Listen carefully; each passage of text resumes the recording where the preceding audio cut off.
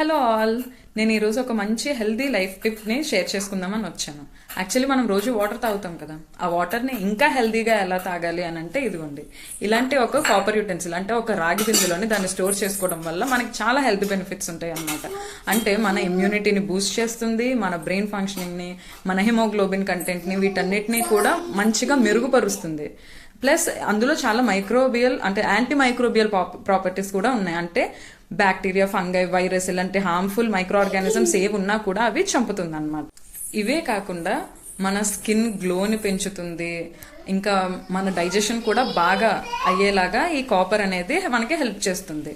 So ఈ ఒక్క చిన్న చేంజ్ మీ కిచెన్లో చేసి చూడండి, మీ హెల్త్ ఫ్యూచర్లో చాలా మంచిగా డెవలప్ అవుతుంది, మీదే కాదు మీ పిల్లలది అందరిది కూడా. So to make a change, be a change.